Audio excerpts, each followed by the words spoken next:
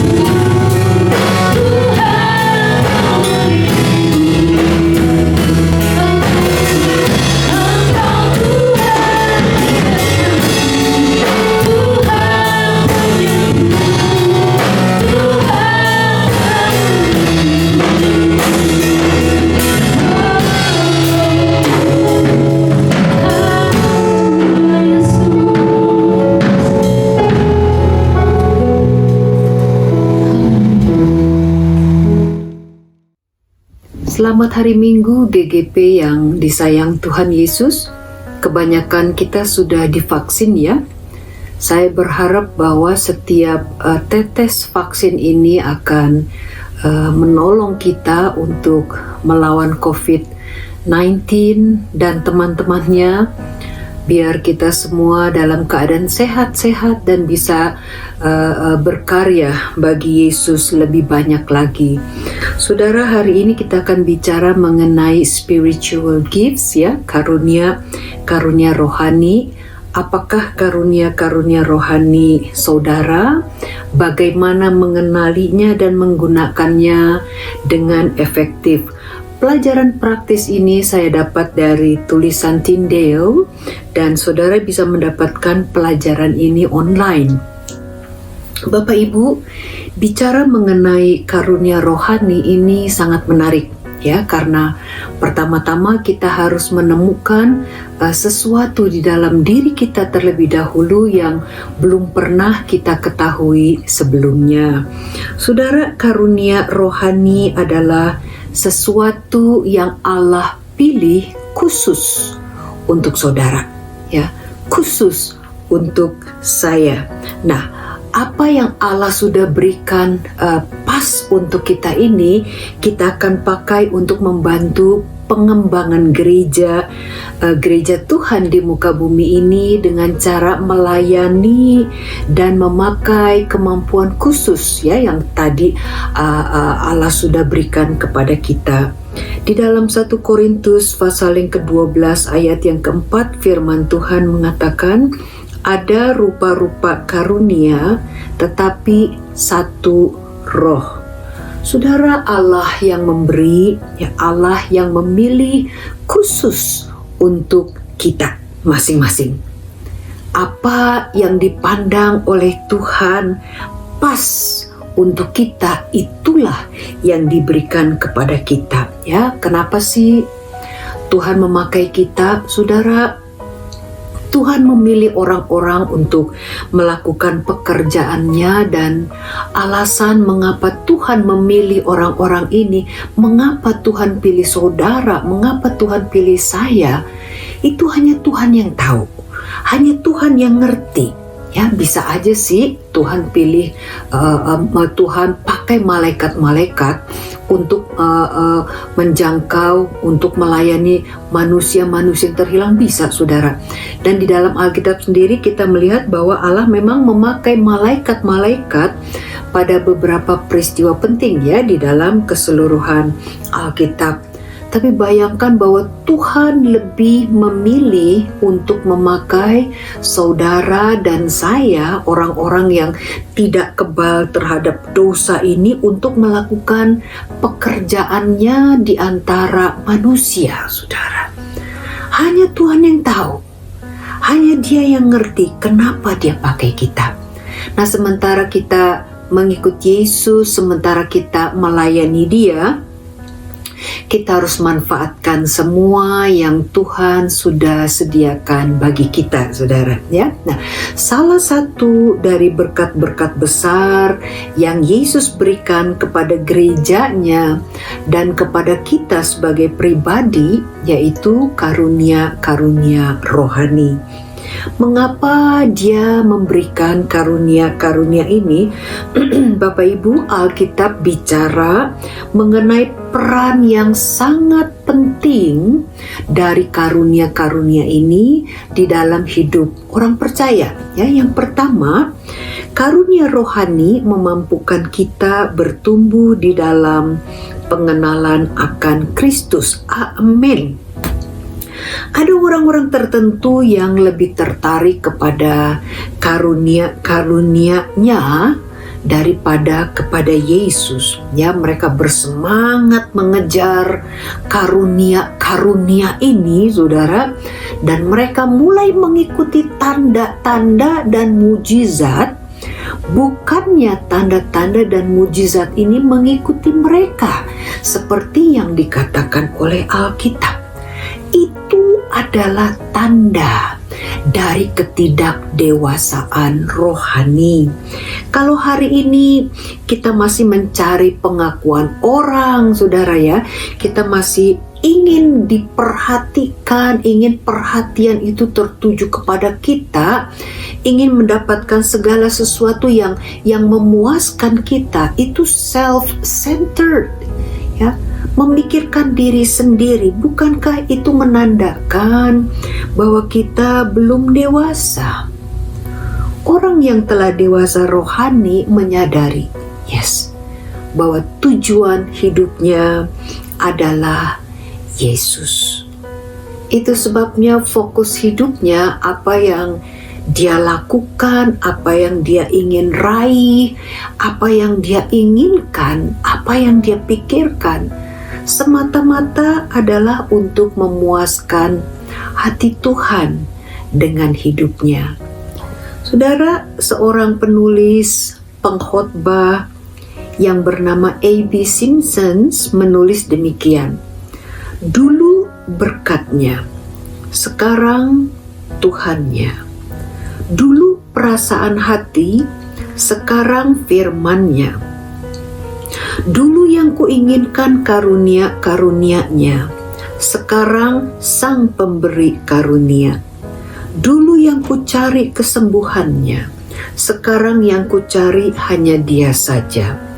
Puji Tuhan, saudara, memperoleh karunia-karunia rohani ini bukan tujuan, ya. Itu hanya pintu masuk saja. Yuk, kita sama-sama bilang, memperoleh karunia-karunia rohani bukanlah tujuan. Amin, saudara. Memperoleh karunia-karunia rohani bukan tujuan orang Kristen, saudara. Tujuan hidup orang percaya adalah mengenal Tuhan lebih baik, keserupaan dengan Kristus. Nah, ini dia, saudara, ya. Dan kita akan menjadi lebih efektif waktu kita menggunakan karunia-karunia yang Tuhan sudah kasih kepada kita untuk kemuliaan Tuhan dan bukan untuk kemuliaan diri. Firman Tuhan mengatakan, layanilah seorang akan yang lain sesuai dengan karunia yang telah diperoleh tiap-tiap orang sebagai pengurus yang baik dari kasih karunia Allah. Puji Tuhan. Yang kedua, karunia-karunia harus digunakan, ya. Bisa aja karunia yang Tuhan udah kasih kepada saudara dan saya, kita nggak pakai, bisa aja, saudara. Ya, tapi waktu kita melakukan itu artinya kita sedang tidak taat kepada Tuhan dan kita mencuri berkat gereja, saudara. Adalah penghinaan bagi Allah kalau kita nggak menggunakan karunia-karunia yang Tuhan sudah kasih, seolah-olah kita sedang mengatakan bahwa karunia-karunia yang Tuhan kasih ini tidak cukup penting untuk dipakai. Karena alasan-alasan ini, maka kita harus menggunakan karunia-karunia yang Tuhan sudah berikan, saudara, kepada kita. Yang ketiga, setiap karunia rohani memiliki tempat khusus di dalam tubuh Kristus. Ya, tiap karunia yang Allah taruh di dalam tubuh Kristus, gerejanya sangat penting, saudara. Ya, ada beberapa karunia seperti berkhotbah, mengajar, dan bernubuat kelihatannya lebih penting daripada karunia memberi tumpangan, saudara, atau karunia melayani. Tapi bukankah Allah yang sama yang sudah memberikan karunia berkhotbah, karunia mengajar, karunia bernubuat kepada seseorang, dan Allah juga yang memberikan karunia memberi tumpangan, keramah tamahan, karunia administrasi kepada seorang yang lain? Berarti semua karunia ini penting, saudara. Gak ada yang lebih penting, ada yang kurang penting. Gak, semua penting dan tidak boleh dianggap remeh. Ya, semuanya penting bagi Tuhan. karunia-karunia apa saja sih yang Allah berikan kepada umatnya? Bapak Ibu bisa lihat di screen ya. Yang pertama, Tuhan memberi kepada gerejanya karunia administrasi, lalu rasul, membedakan, penginjilan, menasehati, iman, memberi, menyembuhkan, menolong, memberi tumpangan, pengetahuan, kepemimpinan, kemurahan hati atau belas kasihan, karunia bernubuat, melayani, bahasa lidah, mengajar, kadang disebut juga sebagai penggembalaan ya, dan karunia hikmat. Yuk kita lihat definisi sederhana dari tiap-tiap karunia ini. Yang pertama, karunia administrasi ya, orang-orang yang diberi oleh Tuhan karunia administrasi ini memiliki kemampuan untuk mengatur gereja, mengatur pelayanan dengan keahliannya, kecakapannya dalam perencanaan, organisasi, dan supervisi atau pengawasan. Ya, ada orang-orang yang Tuhan beri karunia ini.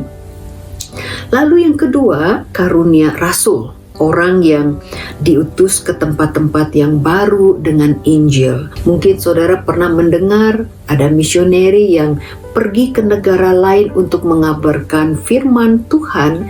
Mereka dapat juga disebut sebagai rasul. Nah, seorang rasul bisa juga memberi kepemimpinan kepada gereja-gereja atau pelayanan yang lain dan memberi nasihat rohani. Tetapi fokus pelayanannya lebih kepada perintisan gereja gitu ya. Yang ketiga, karunia membedakan. Ini adalah hikmat untuk mengenali kebenaran dari kesesatan dengan cermat mengevaluasi gitu saudara.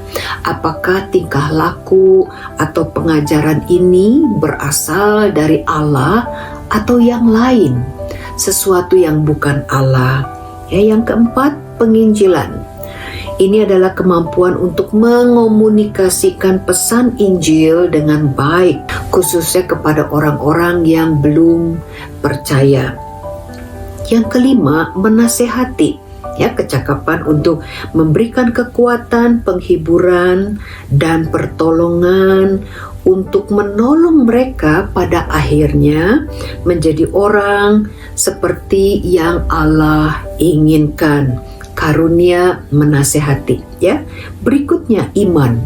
Seseorang dengan karunia ini memiliki keyakinan yang sangat kuat saudara tentang kuasa Allah maupun janji-janji Allah. Mereka bisa berdiri teguh di dalam keyakinan mereka apapun usaha orang untuk menggoyahkan mereka ya. Mereka juga bisa berdiri bagi gereja Tuhan dan mempertahankan gereja.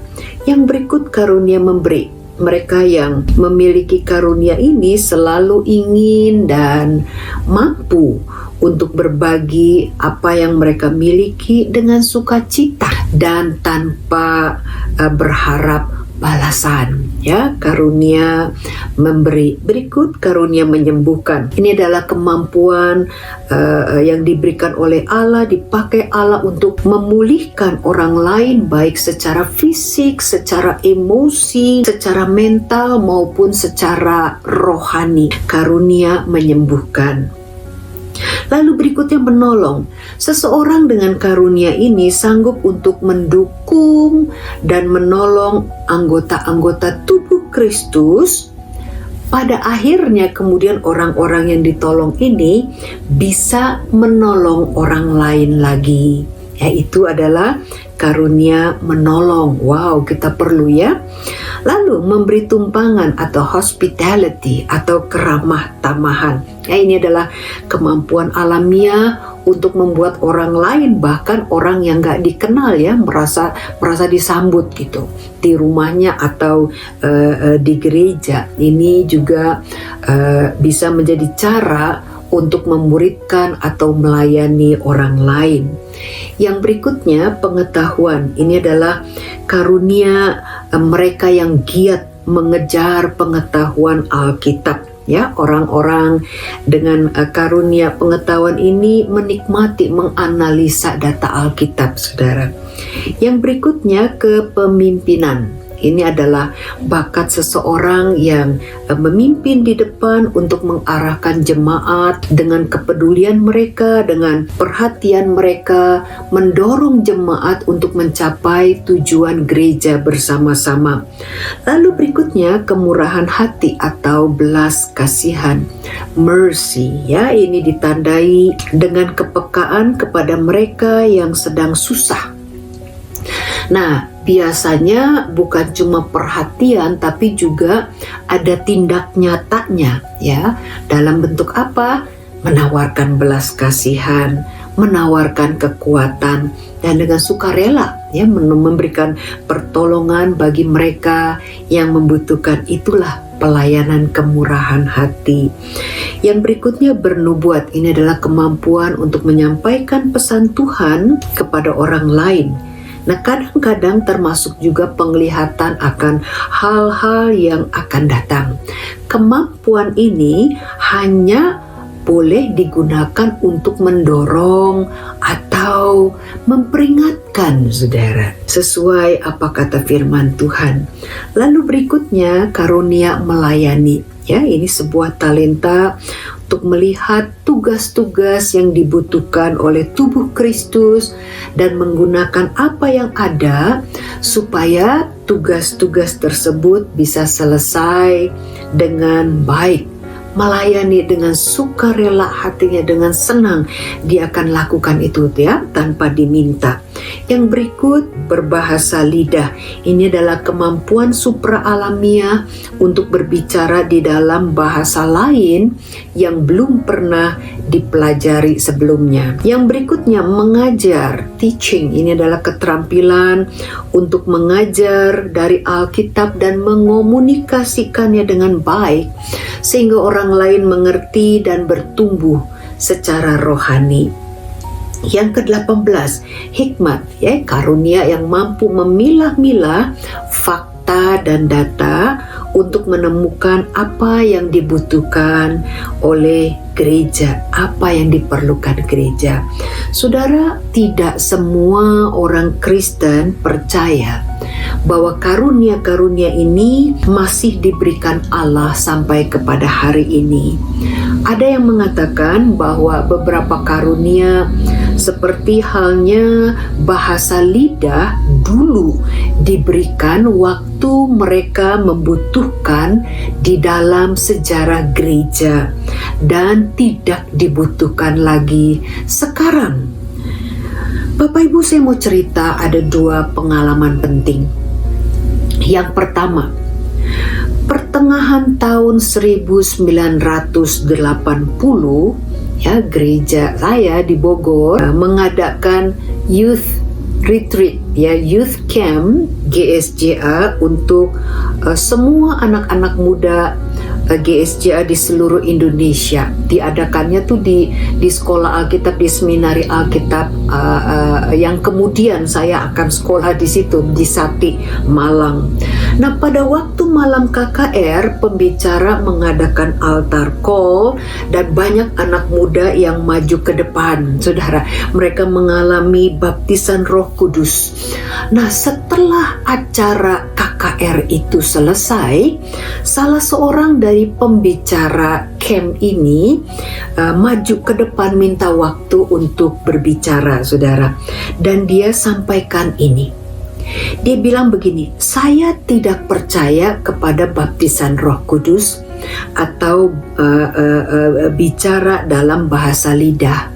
Tetapi pada waktu anak-anak muda ini sedang berbicara di dalam bahasa lidah, kata pembicara ini, bukan pembicara KKR, pembicara yang lain, ya, dia katakan, saya maju ke depan dan mendengarkan apa yang anak-anak muda ini sedang katakan, dan saya terkejut, saya kaget karena saya mengerti apa yang mereka sedang katakan. Mereka berbicara di dalam bahasa Ibrani dan bahasa Yunani mengenai hal-hal yang sifatnya berbicara mengenai kebesaran Tuhan. Mengapa Bapak ini ngerti, saudara? Karena dia adalah dosen bahasa Ibrani dan Yunani, yang kemudian pada akhirnya menjadi dosen saya di seminari Alkitab itu. Yang kedua, tahun 84 saya ke Singapura untuk mengikuti course singkat mengenai misi. Ya, salah seorang pembicara yang namanya Keith Hall dari Australia menyampaikan pelajarannya. Lalu kemudian dia berdoa. Saudara, saya kaget karena di tengah-tengah doanya dia berbicara di dalam bahasa Indonesia. Saya ingat kalimat ini. Dia katakan, Tuhan, Engkaulah kebenaran. Ya, Tuhan, Engkaulah kebenaran, dan kalimat-kalimat yang lain. Saya senang, saudara, karena di negeri orang saya bisa ketemu dengan orang yang bisa bahasa Indonesia. Lalu selesai sesi itu, kemudian saya hampiri Bapak Keith ini dan saya tanya, Bapak bisa bahasa Indonesia? Dibilang nggak bisa. Dan saya tanya, Bapak pernah ke Indonesia? Dia bilang belum pernah. Dan saya kasih tahu, tapi tadi Bapak ngomong bahasa Indonesia loh. Dia cuma bilang gini, saudara, dia cuma tersenyum dan bilang, Praise the Lord, puji Tuhan. Saudara tahu kenapa Bapak ini menyampaikan pesan di dalam bahasa Indonesia? Itu untuk saya, saudara. Tuhan sayang banget sama saya. Hari itu saya di dalam keadaan sedang berbeban berat, mengalami tekanan di dalam sekolah itu, dan Tuhan menghibur saya melalui Bapak Keith Hall ini. Jadi bagaimana saya bisa mengatakan bahwa bahasa lidah itu tidak lagi untuk masa kini, sementara saya sendiri mengalaminya secara pribadi, saudara. Tuhan masih bekerja sampai hari ini. Tuhan masih memberikan karunia bahasa lidah itu bagi kita, saudara. Bagaimana kita tahu karunia apakah yang Allah berikan kepada kita? Saudara, sementara saudara mengikuti pelajaran ini, mungkin ada sesuatu yang menggema di dalam hati saudara, ya. Jadi waktu saudara membaca ke-18 ini, 18 list karunia ini, saudara bilang kayaknya saya di situ tuh, ya. Mungkin itu adalah karunia saudara. Coba screen PowerPoint-nya tampilkan lagi 18 ini. Menurut saudara, saudara ada di mana? Ya, mungkin salah satu itu adalah karunia saudara, atau salah 2 atau salah 3, saudara, ya. Lalu berikutnya, bagaimana kita tahu bahwa karunia itu adalah karunia yang Tuhan berikan kepada kita? Kita bisa juga bertanya kepada teman-teman gereja kita, ya, saudara-saudara seiman kita, apa yang mereka lihat di dalam kita. Seringkali mereka bisa melihat apa yang kita tidak lihat, dan mereka bisa mengamati kemampuan apa yang Tuhan kasih kepada kita, sementara kita sendiri nggak melihat itu, gitu, ya. Lalu yang berikutnya, kita bisa mendoakannya, saudara. Kita minta kepada Tuhan untuk membimbing kita ke arah karunia apapun yang Tuhan sudah berikan kepada kita, dan Tuhan akan membuatnya menjadi jelas bagi kita. Berikutnya ada juga gereja yang mengadakan kelas karunia rohani, ya, untuk menolong jemaat menemukan karunia-Nya. Saudara, saudara bisa juga ikut tes karunia rohani online, saudara, ya. Cari aja online dan saudara akan menemukan sangat mudah, tapi perlu diperhatikan kemungkinan, ya, bisa aja hasil tes itu tuh nggak sesuai, gitu, saudara. Jadi jangan terima hasil tesnya apa adanya mentah-mentah, tapi tetaplah mencari jawabannya di dalam doa. Bapak Ibu, hati-hati, kita mudah sekali ada di dalam bahaya mengalihkan perhatian kita dari Yesus, sementara kita sedang mengejar karunia-karunia rohani kita. ya. Kadang justru karunia-karunia ini menjadi berhala buat kita. Kita agungkan, kita banggakan lebih daripada Yesus. Dia yang penting. Jadi jangan pernah izinkan membuat mata saudara dan saya berpaling dari Yesus. Hati-hati juga saudara ya, begitu kita tentukan karunia mana yang kita miliki, kita bisa menjadi terpaku di situ. Karena saudara memiliki karunia mengajar, bukan berarti saudara harus jadi pendeta gitu saudara ya.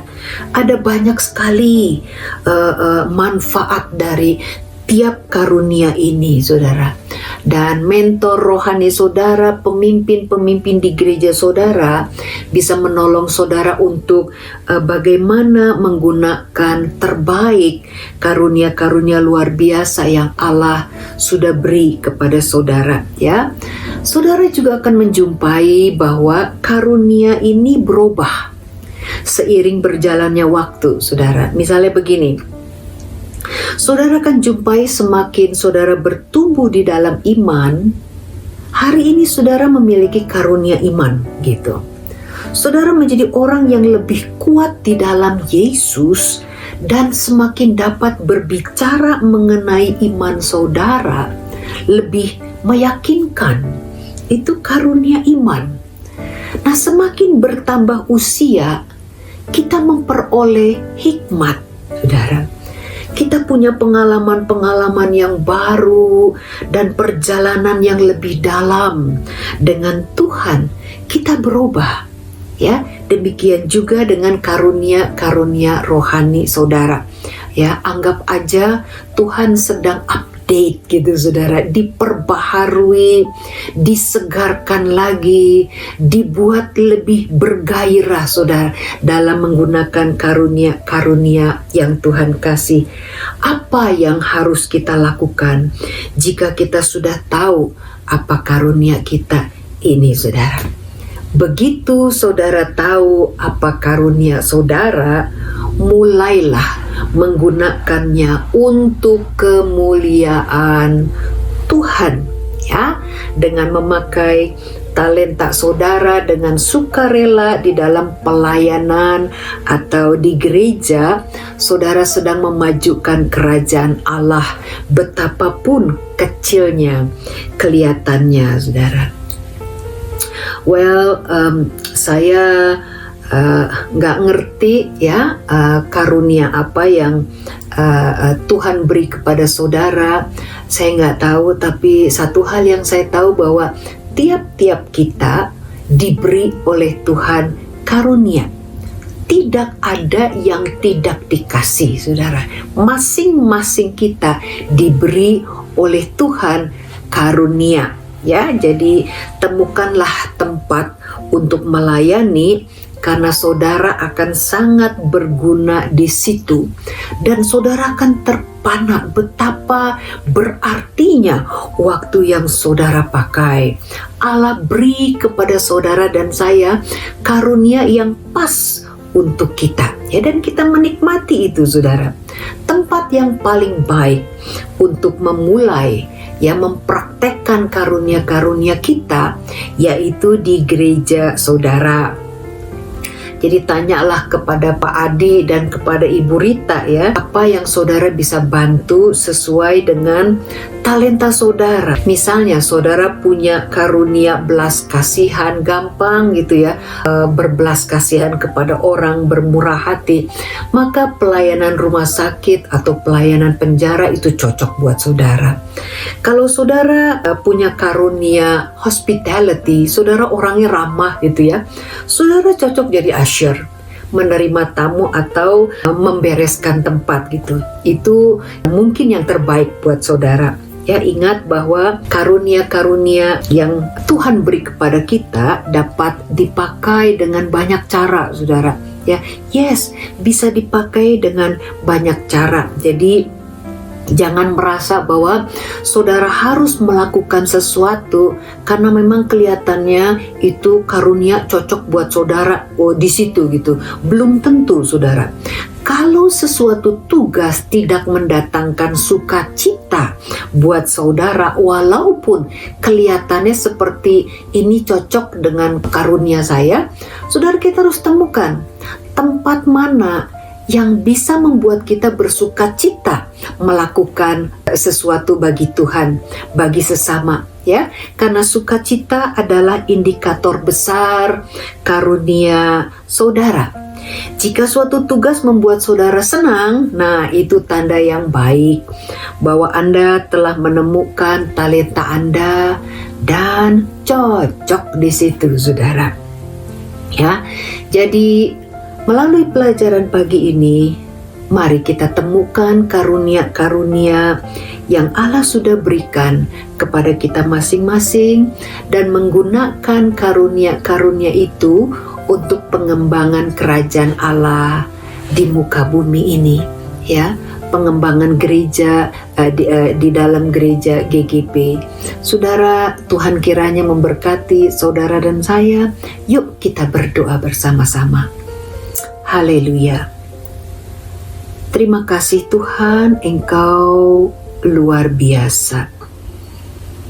Engkau memberi yang terbaik-Mu bagi kami.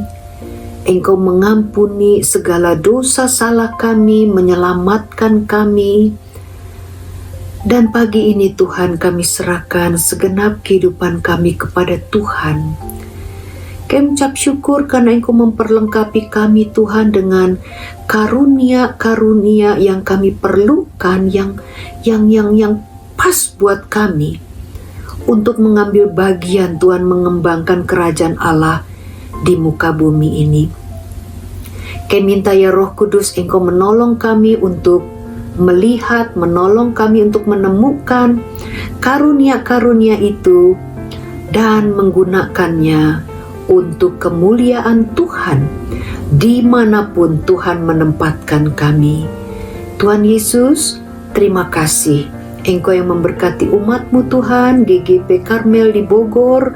Engkau yang menolong tiap-tiap keluarga anak-anak-Mu. Mereka yang ada di dalam kebutuhan, Tuhan cukupkan. Mereka yang sedang sakit, Tuhan ulurkan tangan kesembuhan-Mu. Mereka yang mengalami pergumulan ekonomi, Tuhan bukakan jalan, bukakan pintu-pintu berkat-Mu ya Tuhan atas umat-Mu. Mereka yang sedang mengalami tawar hati, Engkau sendiri Tuhan yang akan memberikan penghiburan dan kesegaran. Tuhan Yesus, terima kasih Engkau baik. Kami ucap syukur Tuhan, kami serahkan segenap kehidupan kami untuk kemuliaan Tuhan. Dalam nama Tuhan Yesus Kristus, Allah dan Juru Selamat kami yang hidup. Haleluya. Amin. Puji Tuhan. Tuhan berkati. Besar mulia kasih-Mu. Shalom. Terima kasih kepada Ibu Pendeta Sani Pasaribu atas pelayanan firman-Nya. Tuhan Yesus memberkati. Curahkan darah Jadwal kegiatan sepekan. sebagai ganti dosa. Ramadan Worship akan diadakan pada hari Selasa dan Jumat pada pukul 6 sore. Jangan lupa. Mari kita siapkan waktu bersama keluarga untuk bergabung melalui aplikasi Zoom. Karena hanya doalah kekuatan orang percaya dalam menghadapi permasalahan dalam hidup kita. Gembala, majelis dan hamba Tuhan mengucapkan selamat ulang tahun kepada Bapak Yonas pada tanggal 22 April. Persembahan dapat diberikan melalui transfer BCA. Selain itu, persembahan dapat juga diberikan melalui kotak persembahan di gereja pada hari Minggu. Demikian pengumuman hari ini. Tuhan Yesus memberkati. Saudara, mari kita akhiri ibadah kita. Terima kasih Bapa di surga. Hari ini Tuhan sudah pimpin ibadah kami. dari permulaan, pertengahan sampai dengan akhir. Terima kasih buat firman-Mu yang menguatkan kami, meneguhkan kami, bahkan menghibur kami. Terima kasih Tuhan Yesus. Dan pagi hari ini secara khusus Hamba-Mu berdoa buat anak-anak-Mu dimanapun mereka berada. Berkatilah keluarga mereka, rumah tangga mereka, anak-anak mereka, usaha pekerjaan mata pencarian mereka, bahkan masa depan mereka. Haleluya, haleluya. Saudara, mari angkat tangan kita, arahkan hati kita ke surga, buka hatimu, haleluya. Terimalah berkat dari Tuhan. Kasih Allah Bapa, anugerah Tuhan Yesus Kristus, persekutuan, penghiburan dan kekuatan daripada Roh Kudus menyertai kita semua, mulai pagi hari ini sampai selama-lamanya. Amin, amin, amin. Tuhan memberkati.